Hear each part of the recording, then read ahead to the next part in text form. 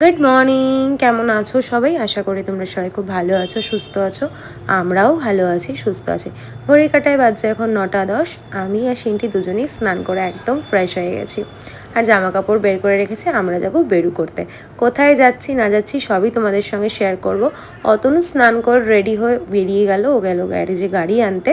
আর দেখো গোপু সোনাকেও সুন্দর করে সাজুগুজু করিয়ে খেতে দিয়ে দিয়েছি। ঠাকুর পুজো দেওয়া হয়ে গেছে। আমি একদম রেডি। আমাকে কেমন লাগছে অবশ্যই কমেন্ট করে জানিও। এই শাড়িটা আমি মিশো থেকে নিয়েছিলাম অনেক দিন আগে, তো ভাবলাম এই শাড়িটাই পরি। যেহেতু অনেকটা দূর যাব, তাই ভাবলাম একটা কমফোর্টেবল শাড়ি পরি। সিনটিও রেডি, আমিও রেডি। এবার আমরা বেরোবো। অতনু তো অলরেডি বেরিয়ে গেছে, আমাদের সঙ্গে যাবে মাও। দেখো এখন প্রায় 10টা মতো বাজে। আমরা বেরিয়ে পড়েছি। প্রথমে মাকে পিক করলাম, তারপর আমরা বেরিয়ে গেলাম। আর বেরোতে না বেরোতেই দেখি ঝমঝম করে বৃষ্টি পড়ছে। আমার তো ভীষণ ভালো লাগছিল। বৃষ্টি আমার খুব একটা পছন্দের নয়, কিন্তু রাস্তায় বেরোলে এরকম বৃষ্টি ওয়েদার থাকলে আমার ভীষণ ভালো লাগে। কি ভাল লাগছে দেখো, এত সুন্দর ওয়েদার। চা না খেলে হয়? আমরা দাঁড়ালাম একটু চা খেতে। আমার মা অলরেডি চায়ে মুখ দিয়ে দিয়েছে। আর সিনটির এখানে এক ঘুম হয়ে গেছে, যেহেতু সকাল সকাল ঘুম থেকে উঠেছে, ওই জন্য গাড়িতে একটু ঘুমিয়ে নিল। আর চাটা সত্যি খুব ভালো হয়েছে। রাস্তায় যেতে যেতে কত বড় একটা গনসু দেখলাম। আমরা চলে এসেছি। দেখো কত সুন্দর লেবু, কাঁঠাল। মেশো দেখাচ্ছে যে দেখো কত বড় কাঁঠাল হয়েছে। এই কাঁঠালটাই আমাদেরকে দিয়ে দিয়েছে, জানো তো। গাছে আমাদের জন্যই রেখে দিয়েছে, প্রচুর কাঁঠাল গাছে। আর এই দেখো পরিবেশ, ওদের ওখানের পরিবেশটা না এত সুন্দর। পেয়ারা গাছ, কাঁঠাল গাছ, লেবু গাছ, আম গাছ, কত যে গাছ দেখতে পাচ্ছ, গাছ ভরে কাঁঠাল। তারপর আমরা আসতে না আসতেই শরবতটা ধরিয়ে দিল। শরবত খেয়ে একটু ঠান্ডা হলাম, তারপরে আমরা বসে পড়লাম খেতে। খুব তৃপ্তি করে খেয়েছি। খুব সুন্দর রান্নাবান্না ছিল। ডাল, মাছ, পটল ভাজা আর কচুরলতি। আমার পছন্দের রান্নাগুলোই করেছে মাসি। এত সুন্দর পরিবেশ আর এত সুন্দর ওদের ব্যবহার, এটাই তো পাওনা। জানো তো, ভালোবাসা না সহজে পাওয়া যায় না। আর যারা ভালোবাসে তাদের ভালোবাসার কদর করতে হয়। যাই হোক, খাওয়া দাওয়া কমপ্লিট করে আমরা সবাই মিলে বেরিয়ে পড়লাম। এখানে রয়েছে দিদি, 3 দিদি রয়েছে, বৌদি রয়েছে, মাসি রয়েছে। সবাই মিলে আমরা বেরিয়ে পড়লাম একটু ঘুরতে আশেপাশে। আমার খুব ভালো লাগে গ্রাম দেখতে, তাই জন্য দিদিরা বললো চল গঙ্গার চরে তোকে একটু ঘুরিয়ে নিয়ে আসি। আমরা সবাই মিলে চলে আসলাম গঙ্গার চরে। আর ছাগলগুলো দেখো, ভীষণ ভয় লাগছিল আমার যদি গুতিয়ে দেয়। যাই হোক, দেখো 3 বোনে মিলে নেমে পড়েছে গঙ্গায়। আর আমি বারবার বারণ করছিলাম জলে নামতে না, সিনটি তো সাঁতার জানে না। আর ওরা খুব আনন্দ করছিল। আর ওয়েদারটা দেখো এত সুন্দর। আমরা সবাই এখানে দাঁড়িয়ে কিছুটা সময় কাটালাম, আর ভীষণ মজা হচ্ছিল। আর দেখো মাসিমণি অলরেডি স্নান করতে নেমে গেছে। আমরা বলছিলাম তুমি পারো বটে। আর 3 বোন মিলে এখানে খেলাধুলা করছে। তারপর ওরা চলে আসলো। আমরা একটু দাঁড়িয়ে গল্প করছিলাম আর হাসাহাসি করছিলাম মাসিকে নিয়ে, যে মাসির দেখো স্নান সেরে আবার জামা কাপড়ও ধোয়া হয়ে গেল। আর এখানে দিদিরা দেখো সব দাঁড়িয়ে রয়েছে।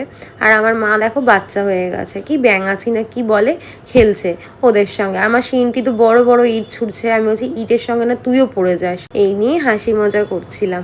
দিনটা ভীষণ ভালোভাবে কাটিয়েছি। আর আমার মাকে দেখে আমার বেশি হাসি পাচ্ছিল। তারপর চলে আসলাম জমিতে। এখানে দেখো কাঁঠাল গাছগুলোতে ভর্তি ভর্তি কাঁঠাল, কিন্তু কেউ কাঁঠাল খায় না। আর এত সুন্দর পটল হয়েছে, তাই ভাবলাম তোমাদের সঙ্গে একটু শেয়ার করি।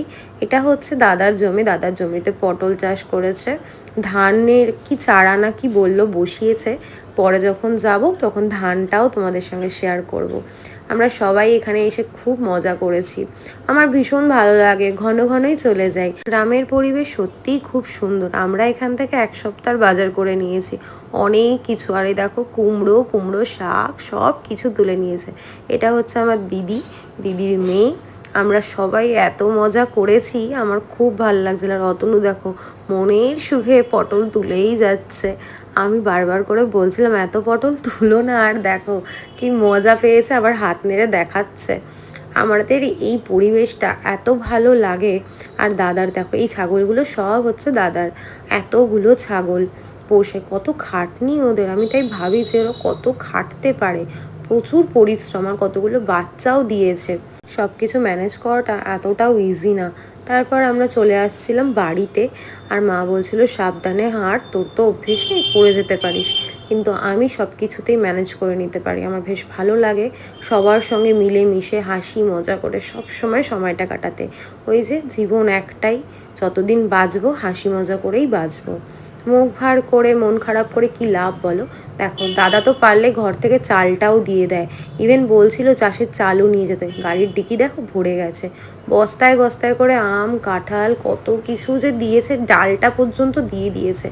এবার আমাদের ফেরার সময় আমার ভীষণ মন খারাপ লাগছিল।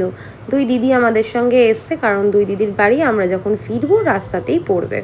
বেরিয়ে পড়েছি, অনেকটা চলেও এসেছি, দুই দিদি নেমেও গেছে। মা এখানে বসে রয়েছে, সিনটি দেখছে ফোন। ভালো লাগছিল না, মনটা খারাপ লাগছিল।